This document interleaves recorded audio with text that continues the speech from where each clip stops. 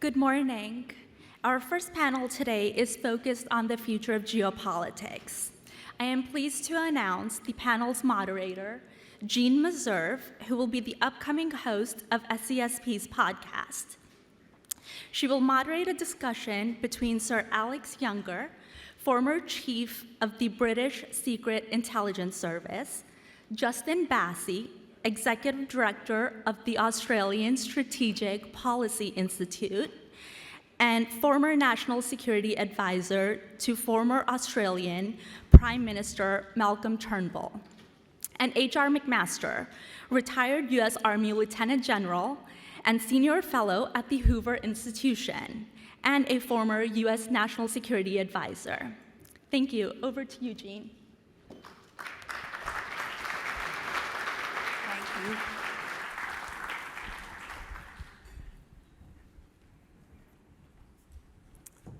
Gentlemen. Right. Great to be with you. It isn't any surprise to anyone in this room, particularly after having listened to Jake Sullivan, that the US and its friends and allies are in a contest with China to develop and deploy and manufacture advanced technologies, and that these technologies will have a profound and perhaps decisive effect on the face-off between democracies and autocracies. They are already having an effect on geopolitics, and we have assembled this great panel today to talk about the landscape. You're going to have a chance to ask questions later, so be ready. We're going to get to you. But first, we have asked each of our panelists to make a few remarks revolving around these questions. What are some of the most significant geopolitical challenges you see, and what is at stake? How should democracies respond to these challenges, and what role technology is playing in all of this? Let's hear first from Sir Alex Younger. Go ahead. Well, Jeanne, thank you. And it's a privilege to be speaking to you all today. You've asked me just to set out how I come at this problem, but obviously I look forward to the discussion. I think I'd start by saying that with this audience, I can get straight to the point. I'm habituated to having to explain in detail to some audiences that we're not going to go back to the way we were before. That the last 30 years, far from being the new normal or a guide to the future, were actually an aberration, and that history didn't end. But the fact that we're all together in this place discussing this subject tells me that my work there is done. I should make it clear I don't claim any particular wisdom superior to anyone else's but after 30 years in MI6 and 6 years leading it, I'd say that in the hard national security space, these trends hit us earlier than most. The details of that will remain rightly obscure, but of course, in one respect, they weren't when the Russian GRU came to a country town in Salisbury and used a chemical weapon indiscriminately in a bungled assassination attempt. That was a point where I was truly radicalized, I suppose, that's the word. So history didn't end. We face a time of ideological divergence, plummeting trust, and the vanguard of that will be in the tech space, with two internets being the most visible manifestation of what I'm talking about. The title of this panel is Future of Geopolitics. In a nutshell, I think the future of geopolitics is that the North, so to speak, will cleave into two ideological blocks, Western liberal democracy and autocracy. And the South, crucially, will try and stay out of it. And insofar as comparisons are made with the Cold War, that's the big difference. We have, indeed, the majority of the planet fundamentally non-aligned and waiting to see how this turns out. Into the medium term, I think Russia will be thwarted in Ukraine and will sit dangerously isolated, probably for the rest of our professional lifetimes. That wouldn't necessarily matter, but it does, given its status as a nuclear power, and we need to give that some thought, even if it must be seen to fail in Ukraine. And China will be intent on becoming essentially a self-sufficient technology superpower. And it's worth emphasizing how much this matters and how serious they are to that aim. Technology is the means by which you run an autocracy effectively in a way that has never been tried before, but where you can control and surveil your citizens with unparalleled power. More respectively, technology is the way that China seeks to overcome some of the profound economic headwinds that it is facing, most particularly as a result of the demographic crisis. And technology, they understand, is at the root of national security. If you have the rest of the world dependent on your products, if you have most of the world using your internet, and if your military benefit from your dominance of emerging technology, then you will be in a safe space. They know that a comparative superior rate of tech innovation is at the source of their future national security. It's written into Made in China 2025, and we need to know that too, which is why I am very supportive of what the SCSP are seeking to achieve. Alongside our values as liberal democracies, this is the thing that will determine whether our children have the same choices that we do. So what should we do? Very briefly, a few things. And the first is not to panic. We appear to be lurching from complacency to panic. We need to take a sober look at this. We need to recognize that this is a competition that matters, but it must be managed. We should be alarmed by the complete absence of high-level security, transparent arms control agreements that existed during the Cold War. And even from a low base, we need to try and get those in place, even if it's hard work. And then, while I'm sure fellow panelists and audience members will have many prescriptions as to what we should do, my recommendation is we start not with China or Russia, but with us. And we think with a combination of confidence and humility about what has made the West, for want of a better word, so strong. And we realize and we understand that those things won't look after themselves, and we double down on them. And just as a way of getting the conversation going, I would move to three things that lie at the heart of our strength. The first is the quality of our governance, our democratic institutions. There's a huge amount to say about this, but speaking to a tech audience, you have a responsibility in stewarding the future of democracy, along with other people. I think we need to recognize that the crisis of identity is one where tech is part of both the problem and the solution. We need to recognize that the internet's been weaponized against us with a disinformation campaign. We need to recognize that social media is often optimized to heighten dissent and suppress empathy. What are our answers to those problems? Second, alliances. I speak as an affectionate foreigner when I say that the United States lies at the heart of the rules-based system and is the author of the alliance system that has made us all so prosperous and secure. Insofar as the US loses confidence in that, we all suffer. The US is right to criticize free riding, but I say, as an outsider, that the US has more to gain than anyone in a long-term, non-transactional, patient approach to alliance building. And if you want to constrain China, that is the way to do it. And if there's one thing I would like for Christmas, it's for us to get back into the trade space in the Pacific.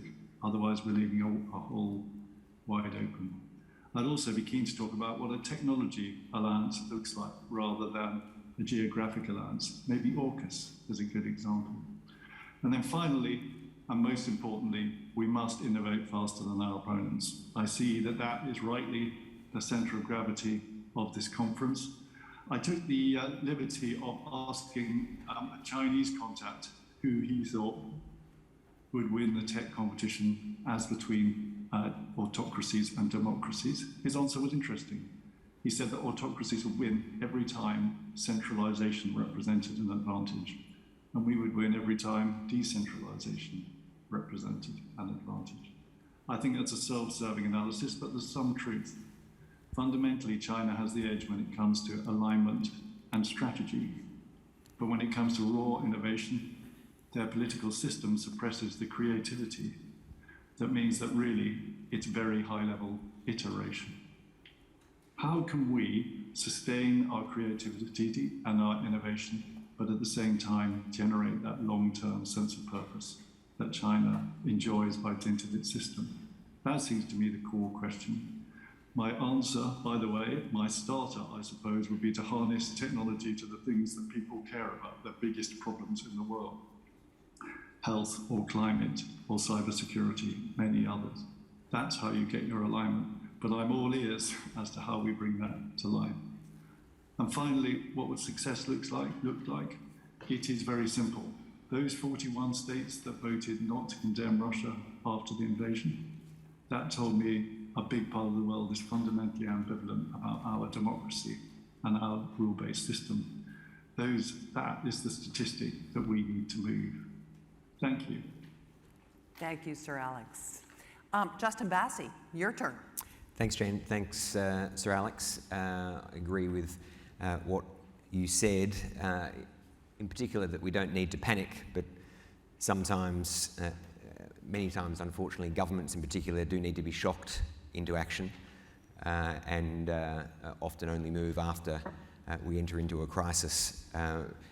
The subheading of this particular session to me says it all, that technology is at the heart of systemic competition between democracies and autocracies.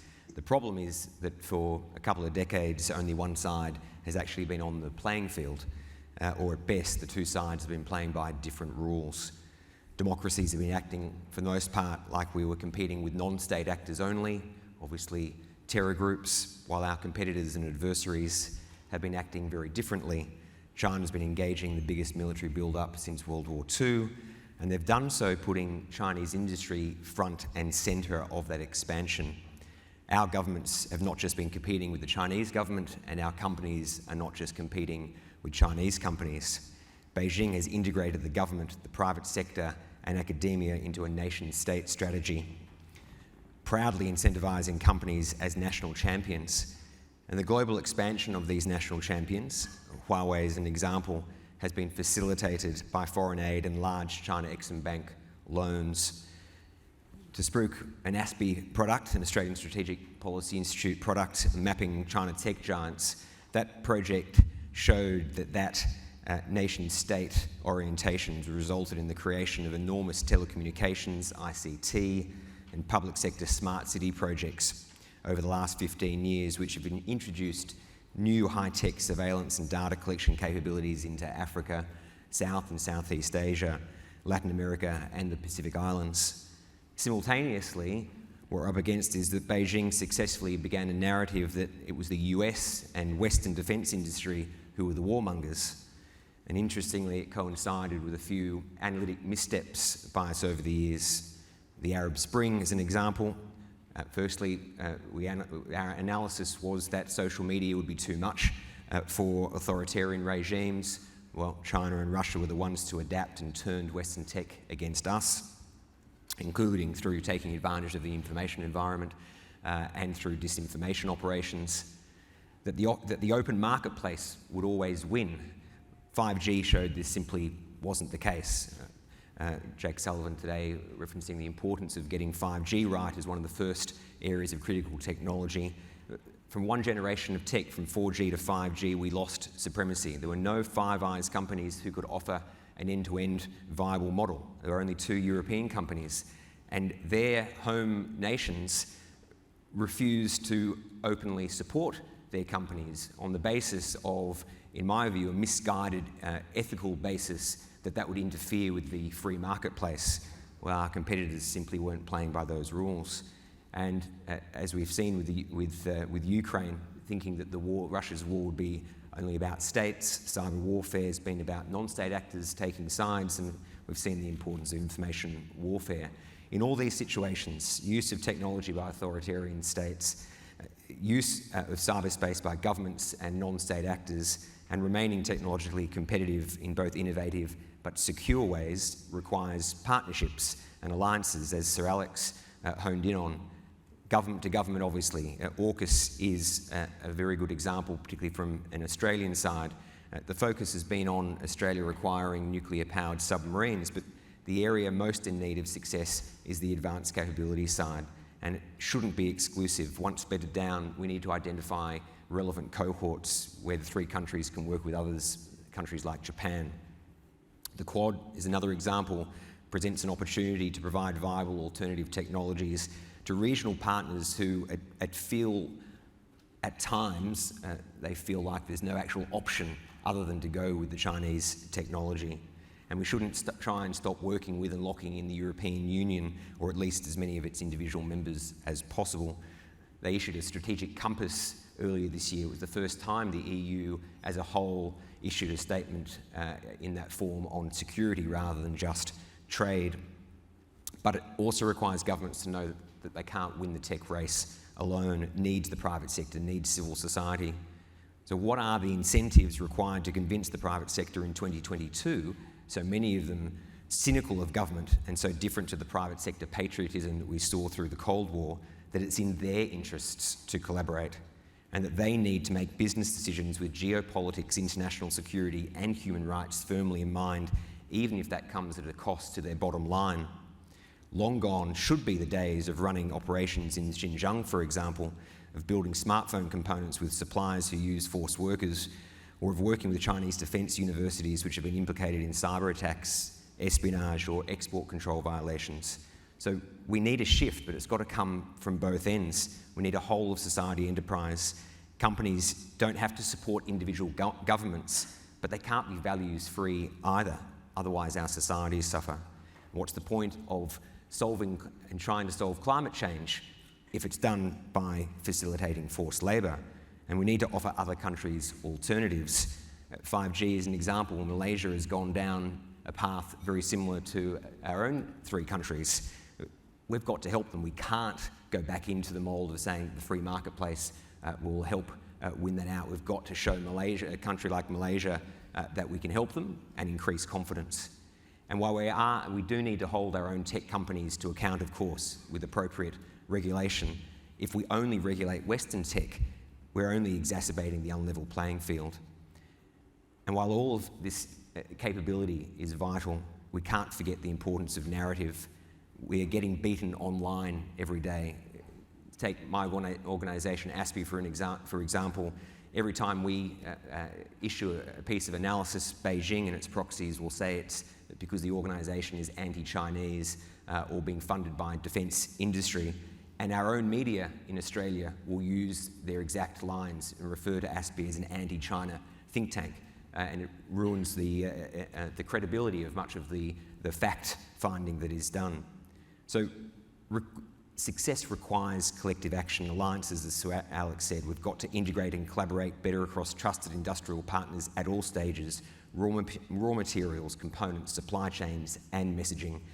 I was struck by something Nigel Inkster, who's well known to Sir Alex, said earlier this week, that we can't mobilise our whole of society like Beijing does, as it would undermine the very values we're fighting for. But we need to acknowledge the reality of what we're up against, pour sunlight on it and adapt with strategies that honour the ideals of freedom, openness and lawfulness that pose the greatest threat to the Chinese Party state. Western governments and tech companies can centre cooperation around their aligned interests of freedom, openness and lawfulness.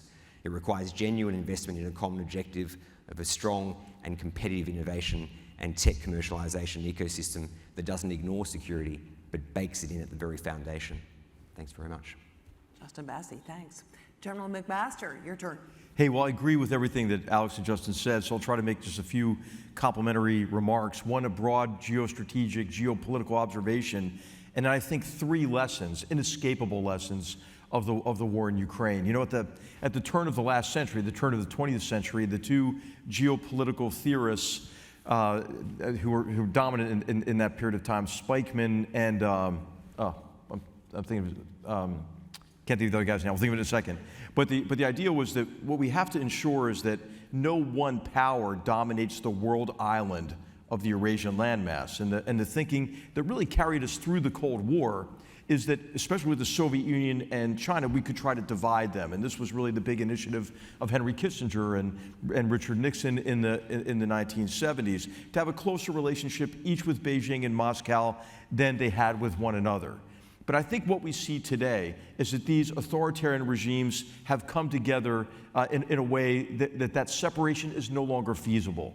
And you saw that, I think, with the announcement they made just prior to the Beijing Olympics, where they professed no limits to their friendship. You're going to see that solidified again in the meeting of the Shanghai Cooperation Organization. And so what does that leave for us? I think we have an opportunity now to tape them together and to hang their authoritarian behavior, the reinvasion of Ukraine on February 24th and the brutality since then, around their necks like a lodestone. And this is important, I think, to the competition in the global south, as Alex mentioned as well. And I think what we have to recognize, the major maybe geostrategic observation that's relevant to us, is that we like to look at one thing at a time. And what we see now, I think, is the potential for cascading crises in which hostile states and adversaries will at least take advantage of a crisis in one area to advance their interests in another. And so in the coming years, I think we face the potential for multiple crises associated with a Putin who I think remained determined to drag everybody else down in his effort to restore Russia to national greatness, and China, which has a revanchist agenda as well and is more aggressively exporting its authoritarian mercantilist model, a North Korea, which China, I think, is using as a disruption for us, allowing them to disrupt us, and the Kim family regime getting maybe the most destructive weapons on earth and threatening the world, and Iran, which is increasingly active in helping these two authoritarian powers on the Eurasian landmass and creating other difficulties with the proxy wars across the Middle East and the threats that we see emanating from Yemen, for example, and centered on the Syrian civil war in Iraq, and I could go on. So what does that mean for us? 3 quick big observations. If we can't do one thing at a time, there are major implications for defense. We need more capacity across our alliance in defense to restore deterrence by denial, to convince these hostile states and these adversaries they cannot accomplish their objectives through the use of force. We're behind because there is a bow wave of deferred modernization across our alliances and across our militaries. And we need the innovation of this community to now develop countermeasures to the countermeasures that we have seen Russia and especially China develop in recent years. The second big implication is we have to integrate our approach to energy security and national security and efforts to reduce man-made carbon emissions. That lack of integration, and we can do it in a way that's consistent across those 3 areas, but much of what we are doing to reflexively try to reduce man-made carbon emissions is actually exacerbating problems in national security and energy security. Germany's the canary in the coal mine, right? I mean, Germany decided to make a leap to renewables as it was increasing its dependence on Russia for energy. It's a bad idea, right, to give an authoritarian regime coercive power over your economy. And a leap to renewables is a leap off a cliff, and in this case, into Vladimir Putin's arms, right, for Germany. You know, we just have to recognize global energy demand is going to go up 50% between now and 2050. The most we're going to get out of renewables is probably about 28% growth. So what do? Let's figure it out and integrate what we're doing from an energy security perspective with national security and also with the effort to reduce carbon emissions. What is everybody doing right now? Burning more coal. You know, I mean, so it's exactly the wrong thing. The third and final area that I would highlight is just overall supply chain resilience. We have become overly dependent on single points of failure, mainly in China, for critical aspects of the global economy. We've already talked about microelectronics and semiconductors, but it applies to batteries, it applies to magnets, it applies to all sorts of equipment and hardware that are vital to keep the global economy going. We saw the rending of the world economic relationship with Russia. I think we are set up for a similar rending vis-a-vis China, which, as you know, would put the world into a depression.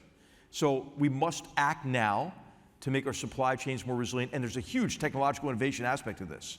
What are the points of failure that could be addressed through leap-ahead capabilities that reduce reliance on some of these very rare or difficult to get at upstream components or aspects of manufacturing processes? So I'll just stop there, and finally, I just want to agree with Alex and Justin. We should be confident, right? I mean, sometimes when we look at our societies today, the polarization, it looks ugly, but democracies are resilient. Authoritarian regimes, they put on a good show, right? I mean, hey, the Russian army looked great on parade, didn't it? I mean, so does the Chinese army. But authoritarian regimes, are brittle. So we should be confident, and I think we'll have a lot of positive energy coming out of this conference to work together with our friends and allies and like-minded partners internationally, but also across into the public and private sectors. Thanks. General, thank you. So this panel is about the future of geopolitics, but the now is going to impact the future, so I want to throw some now questions in. Sir Alex, let me start with you. Putin and Xi just had their meeting. Was this a defeat for Putin? He did not get the kind of full-throated support he was hoping for. Look, Putin has been forced into being a price taker in his relationship with China, which, of course, is one that's been characterized by huge strategic rivalry. Xi, though, was always going to support him. Xi, because of his deeply ideological nature and conviction that we are in decline and that the system is rigged against China, was always going to support anything that was bad for America and bad for the international rules-based system. But I've been really struck underneath that. He hasn't done very much. He's, I think, extremely thoughtful about the way in which we've weaponized elements of the system, which in turn, of course, is driving his determination towards greater self-sufficiency. But I think he's been careful not to provoke any further than that. I think that's probably a profound disappointment to Vladimir Putin. And I think also Putin will be well aware that the Chinese government is not known for its sentimentality. And will be still fundamentally transactional in the contact of all of this. So if Putin had a hope that China was the solution to the quagmire in which he's voluntarily pushed his country, he's going to be disappointed. And I think equally, we may come on to this later, he's going to be disappointed if he thinks that the West fundamentally lacks the will and the cohesion to resist him. I think that's been his other huge downside surprise. We will get to that in a moment, but first let me ask you, Justin, do you think as Xi looks towards Taiwan, he's drawing lessons from what's happening to Russia in Ukraine? What are those lessons? The one thing you have to give the Chinese government is that they learn. They learn by stealing IP. They learn by watching and understanding us better than times we've understood them. So absolutely, they're learning lessons. I think it's not, though, a perfect analogy. There are several differences between the Russia-Ukraine situation and China-Taiwan. But what Xi will be looking at is a whole range of issues, both from a capabilities perspective, US and NATO, EU, broader support for Ukraine, how long the war goes on. I'm of the view that Xi would have, particularly as mentioned earlier, once he'd signed off on the No Limits partnership, would have been fully expecting the war to be over very soon, as most of us were. That would have been his preference. Once it didn't finish quickly, then there is an advantage for Xi and the Chinese government in a real extended war. All the money that the US in particular is pumping into Ukraine, which I'm highly supportive of. Australia, obviously far away, but one of the largest non-NATO contributors as well. So that support is vital. But what will be interesting, I agree with Sir Alex that there is a resilience in the democratic and like-minded world. We are strong, but it will still be, I think, in Xi's mind and no doubt in Putin's mind, what happens if the war is going on in another 6 months, another 12 months, another 2 years? How long can Europe deal with their energy crisis? And so the impact of sanctions will be a lesson learned from Xi as well. And what lessons do you think Taiwan may be drawing from what's happening in Ukraine? Are they ready for 21st century warfare if it should erupt?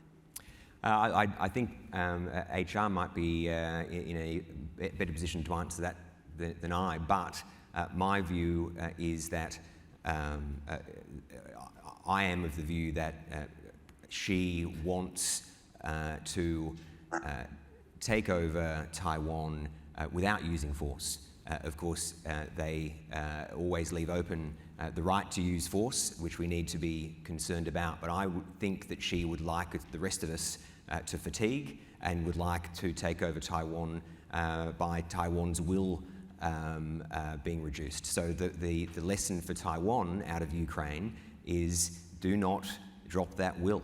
And it goes to the point that Sir Alex made of alliances and partnerships. We need to support all our like-minded economies, like-minded democracies, to know that we are going to be there in support. I think that Taiwan would be different. I am of the view that the US would need to not simply provide material, but would need to engage. And then that would bring other countries like Australia in the region into play there as well. So I think there are some differences, but Taiwan is no doubt watching to see what they need to do. For me, it's something I think that was mentioned earlier. Why is preparation required? Of course, our defence forces need to prepare for war, Jeanne, but importantly, it's the preparation is done to deter war. So it's not just on Taiwan, it's not just on Ukraine, but it's on the rest of us to show that there is deterrence in the system that will prevent the likes of Putin and Xi from making those decisions to take action. So, General, your assessment of what's happening vis-a-vis Xi in Taiwan, but also you mentioned supply chain.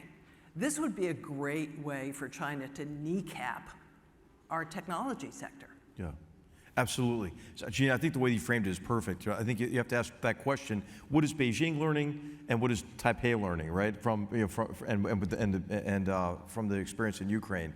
And I don't think it's clear to us yet, really, what Beijing has learned. I think you could see two alternatives. One of those alternatives is that, man, it's really not that easy. Maybe we ought to think again about an invasion of Taiwan. But the other might be, I think, it may be a sense of desperation on Xi Jinping's part, especially when you place what's happening in Ukraine in context of what's happening internally in China now, with the real estate crisis, the zero COVID lockdowns, the crackdown on the tech sector, not making their economic growth incentives.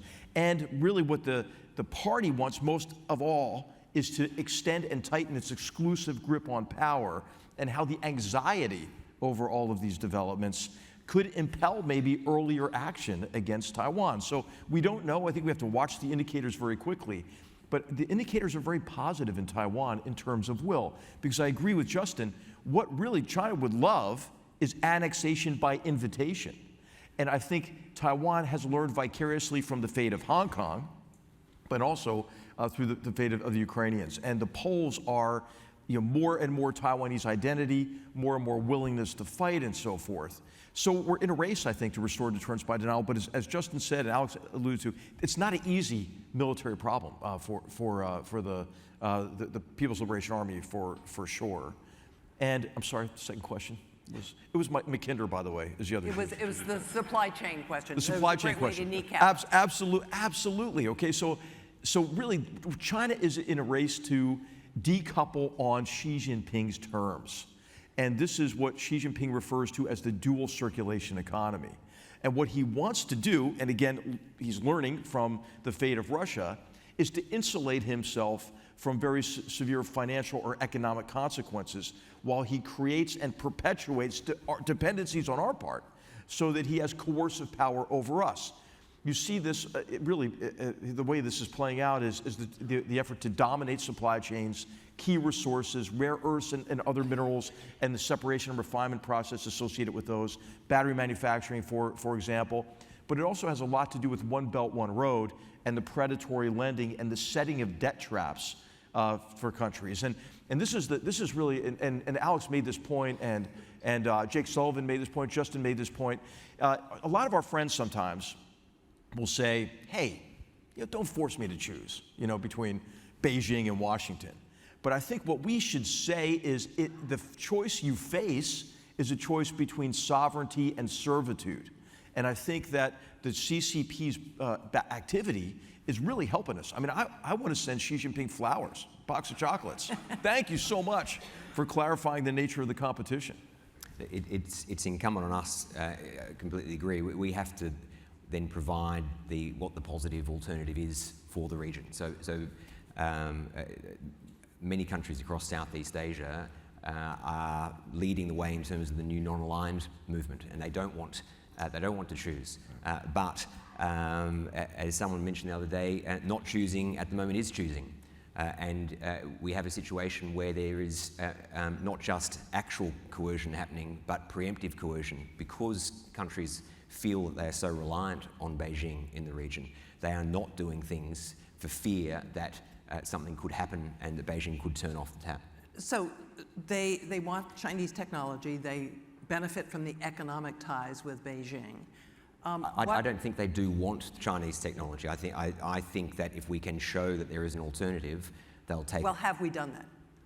I think that's on us. I don't think we've. I think 5G is an example where Beijing's narrative around Huawei not just being cheaper because of the subsidization, but that they had gone past Western tech from a technological perspective was successful, and that we didn't do enough at the time to say that there are actual viable alternatives. Yeah, and I would just want to point out too, this is a competition that is global. What I meant to say earlier is that we can't focus just on the rimland, because we have a lot of Chinese predatory investments and malign influence in the Western Hemisphere, and it's actually growing in the Western Hemisphere. Yes. So just a quick note on that. And Africa. And Africa, obviously, yes. Yep. I want to turn for a moment to Ukraine. General, let me start with you. Your thoughts on the poor performance of the Russian military? Archie, I was not surprised by it at all, and not to say, hey, I told you so, but But you told us so. But well, I mean, any army that really looks that good on parade, the British accepted, because you guys look so good on parade, but you're also a good fighting force. I mean, so, but I think, I think when you look at that military, it was a Potemkin military for a number of reasons. $68 billion budget, that sounds like a lot. 2/3 of that budget goes really right to defense companies. And so table scraps for things that actually turn out to be pretty darn important. Training, maintenance, leader development. And then you look at the structure of the organization. They don't have really what I think is the most beautiful word in the English language, sergeants. Who are the real strength of our military and allow us to operate effectively in close combat.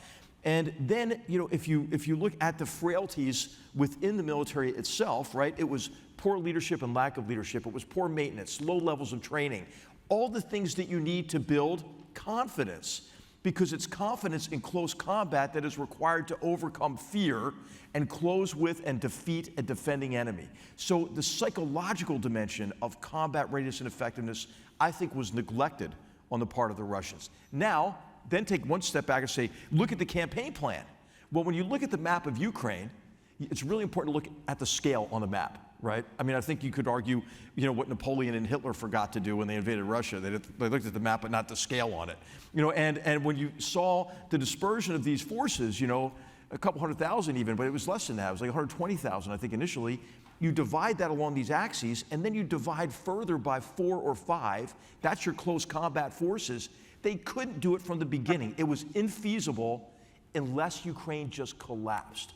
And that's what Putin was banking on. It didn't turn out that way. What about the state of Russian weaponry? As Jake Sullivan mentioned, we were finding dishwasher parts in some of their systems.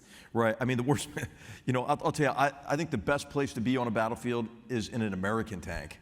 A bad place to be on a battlefield is a Russian tank, And I mean, they're just not designed to survive in close combat. And the key thing is they couldn't conduct combined arms, right? Close combat is like rock, paper, scissors, the kids' game. You apply fires, skilled infantry, mobile protective firepower in close succession based on what you're facing. And then you have to integrate that into broader systems, surveillance capabilities, longer range precision fires. You have to sustain it logistically. All of those competencies, they were clearly lacking. And of course, we must give credit to the courage of the Ukrainians, and the tenacity and the skill that they applied in the defense. Sir Alec, let me bring you in here if I could. We're seeing public dissent in Russia, something that we didn't see a few months ago. Do you think Putin's safe in power? Look, I think if he ends up owning a war of the disaster that is unfolding, then his position is going to be weakened. And let's face it, that is how power changes in Russia. Arguably, it always has been. I would caution, though, we don't really know. Coups only succeed when they're unexpected, so intelligence services are notoriously bad at predicting them. And we need to face a reality that were he to go, he'd probably be replaced by someone even more hardline. So I think as we plan our way forward here, we shouldn't have any real hope around Russia, the Russian people taking this into their own hands, at least in the short term, because of the brutal fact that he owns the guns and the information. Sir Alex, Russia is renowned for its cyber capabilities. We have seen them displayed and seen their impact here in the United States many a time.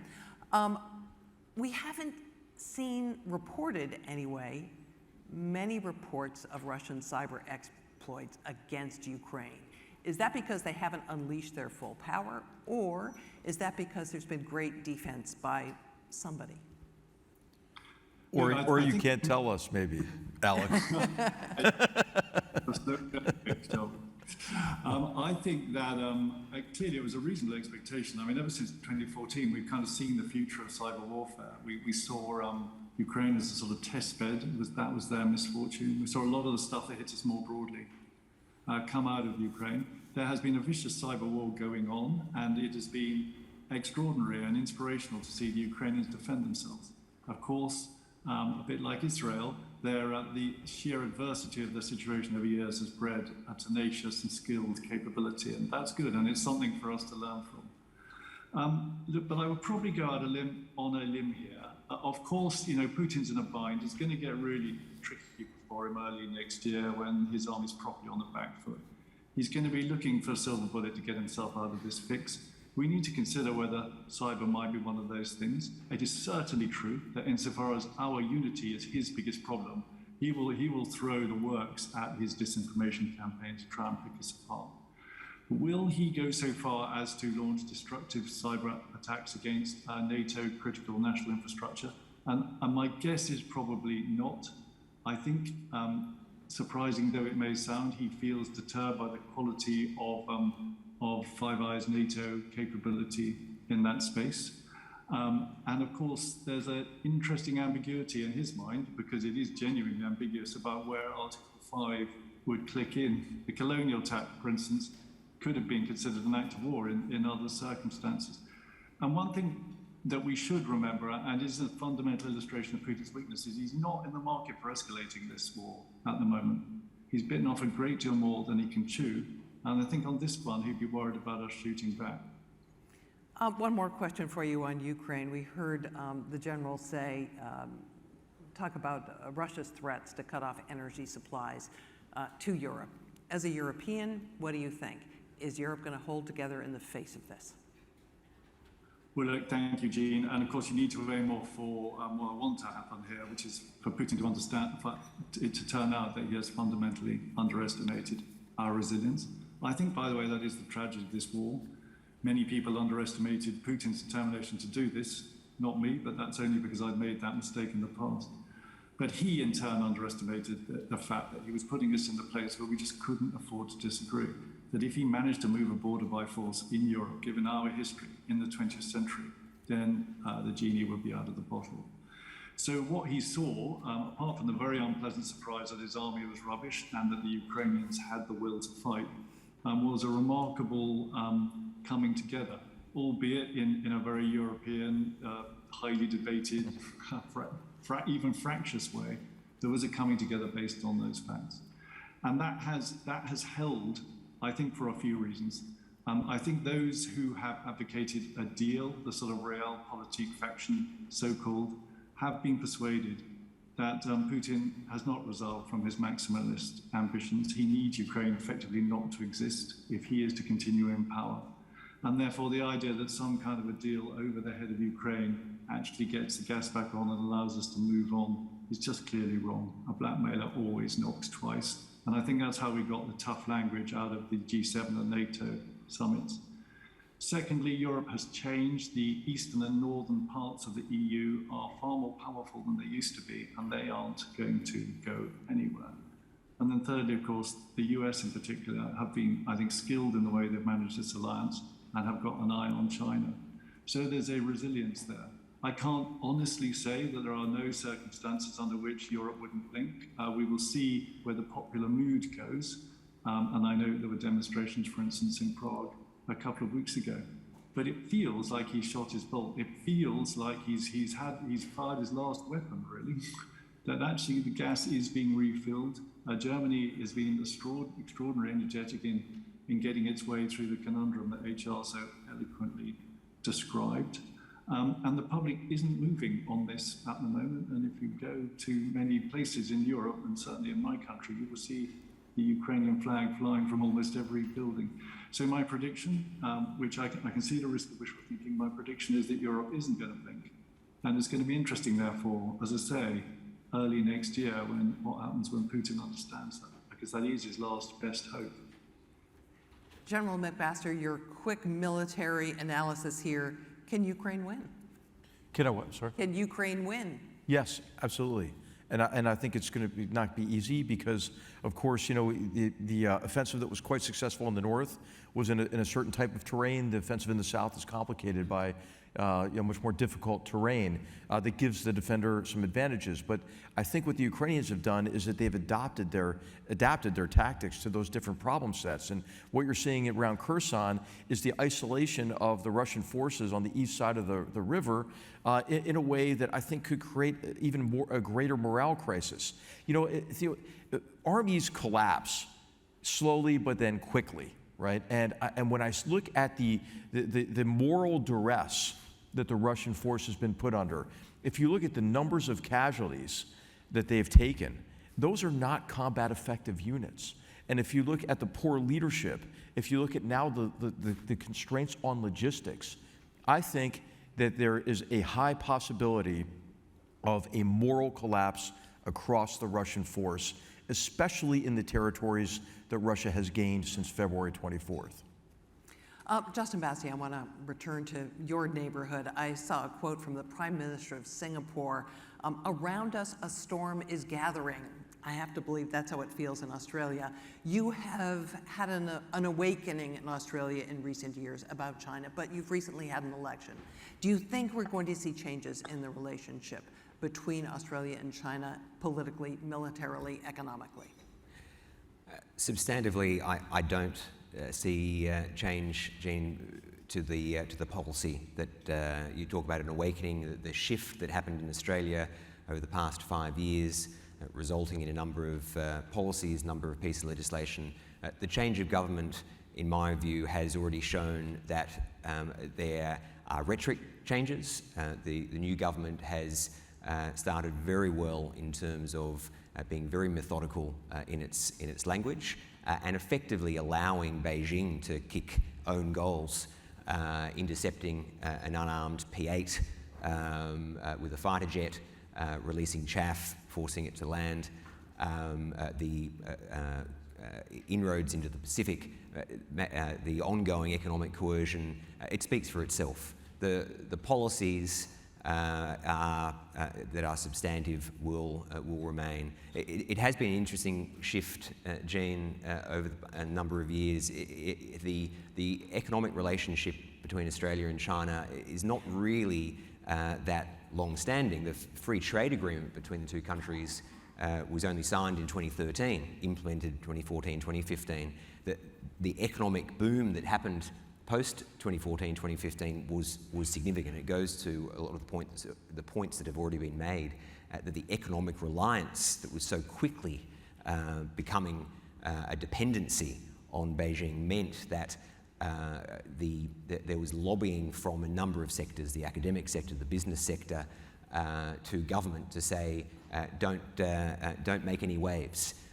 But the security issues kept on piling up. Cyber intrusions, foreign interference, the South China Sea. So what the Australian government had to do was make a decision. Were they going to call out such behaviour, or were they going to listen to the lobbyists wanting to maintain the rivers of gold? In one sense, it was a very easy answer. It was about sovereignty.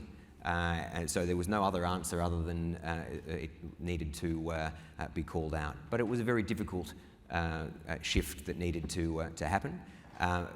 It goes, in my view, to the benefits of transparency, two ends of transparency, identifying malicious behaviour, not just from Beijing, just any country, and also being transparent about your own policies. And the fact that Australia had to be transparent about its 5G policy, about the foreign investment regime, about foreign interference laws, meant that the public was brought along with us. And to me, Jeanne, that was the shift that's happened in Australia, the importance of bipartisanship across the political aisle, the public being brought along with why certain decisions needed to be taken.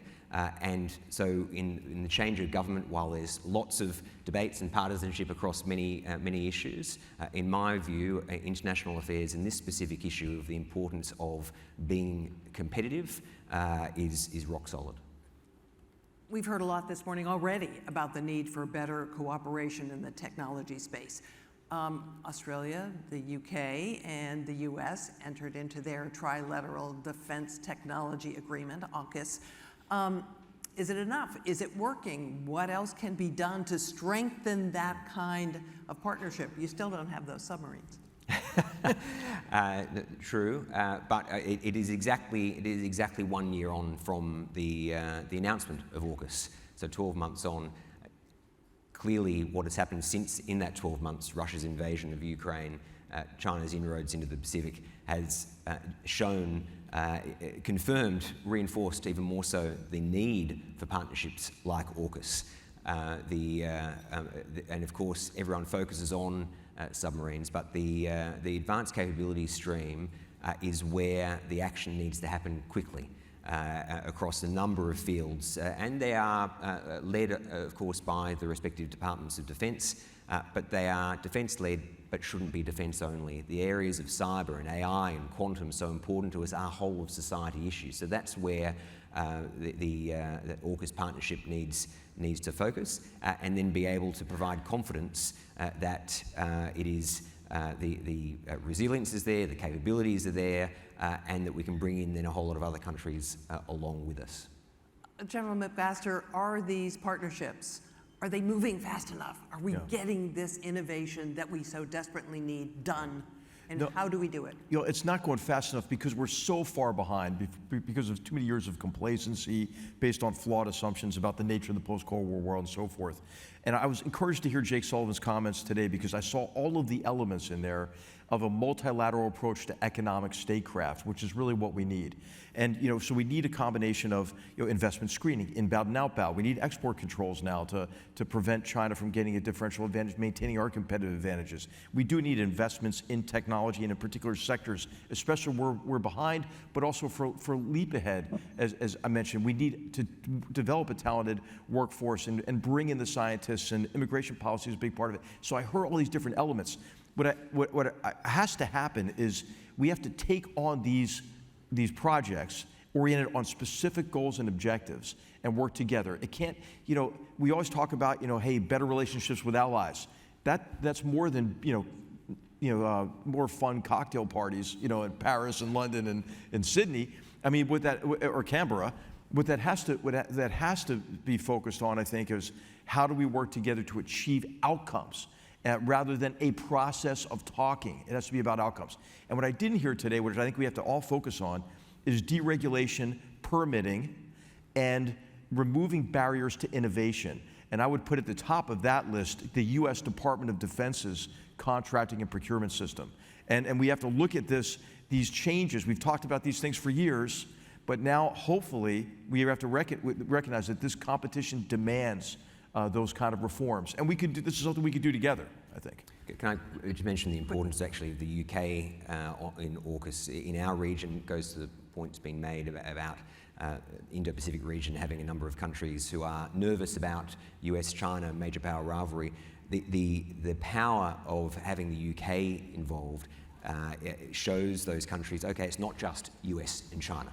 And it blunts Beijing's propaganda that this is just the US and what they refer to Australia as the deputy sheriff. So that's the power of the UK, and it's the power of other countries like the EU showing their support, and it's a confidence builder for other countries who are nervous from time to time. Sir Alex, let me bring you into this. We haven't really mentioned the private sector they have got to be part of this too. How do we propel things forward in terms of relationship with governments? Well, this was my great positive surprise when I was chief of MI6. We understood, of course, that we had to get this technology on our side if we were to prevail over our adversaries. You know, we had learned that lesson the hard way. We understood, notwithstanding the sort of brilliance of the sort of Enigma development in the Second World War, that this isn't something governments could do on their own behind the barbed wire. And we enlisted the private sector, just as the US has done so brilliantly in the past. The results surprised me. It turns out that we are all on the same side, that the private sector has as acute a sense of a mission in the space as we do. It wants to know how it can help.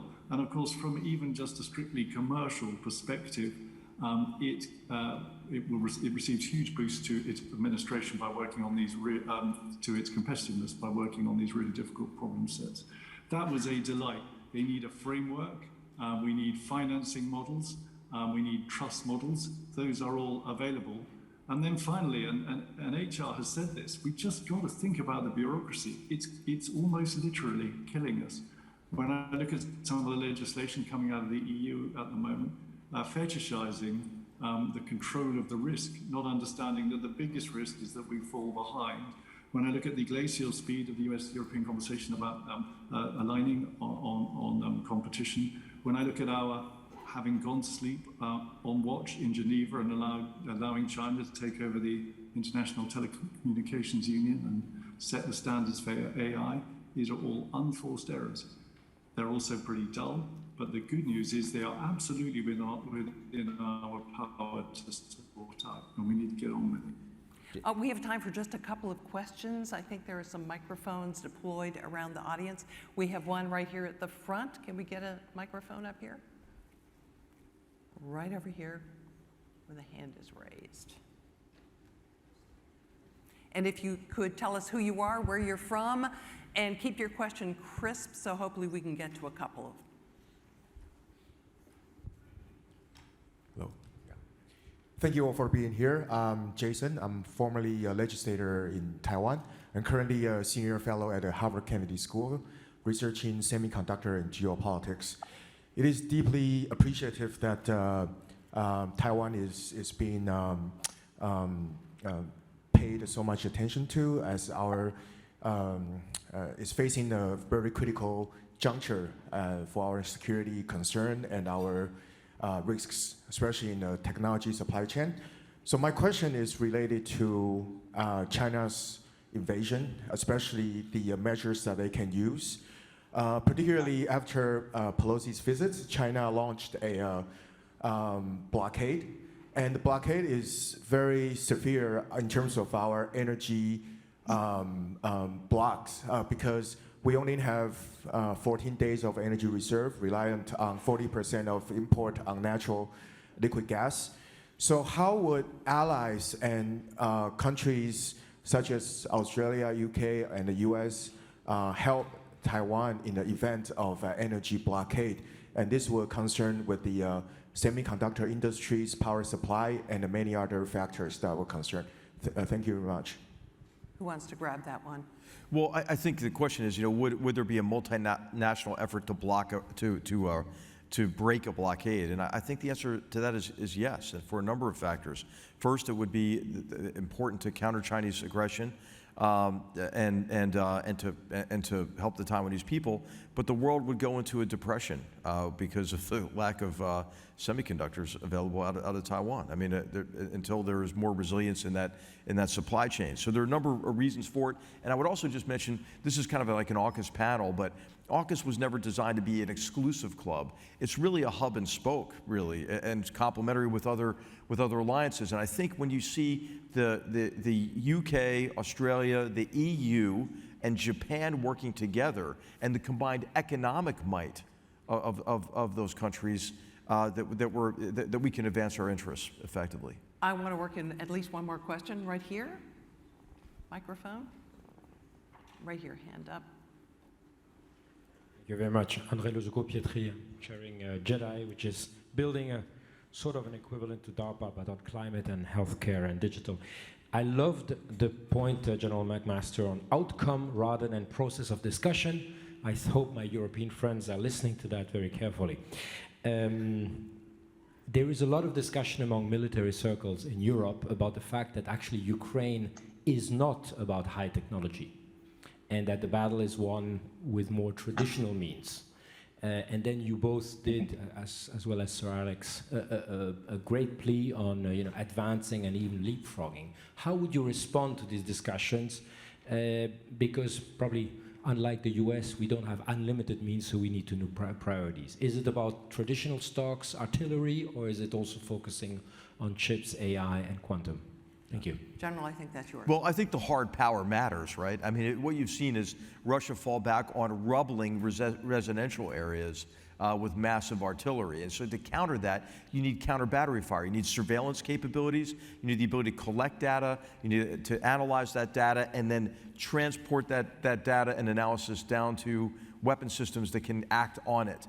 That system, Ukrainians have done a great job of putting that together with long-range precision fires in a way that complements their close combat defenses, integrating very lethal anti-tank weapon systems. But I think even more important now, I think what we should see is, I don't know why there aren't MQ-9s being provided to the Ukrainians, for example, that could help them see further into the Black Sea, why we aren't providing them with ATACMs. We should be, right? And I think that what you're going to see is the next phase in this war in which Russia's position, I think, in Crimea becomes untenable. And the Black Sea Fleet is pushed even further back. And I think that's a harbinger of things to come in terms of long-range precision fires and the impact that they can have on the ability for any country to sustain an offensive. And of course, this is quite relevant to Taiwan as well. And unfortunately, we're out of time. Thank you so much to my wonderful panel, General McMaster, Justin Bassey, and Sir Alex Younger. Thank you all. Appreciate it. Thanks, Dan.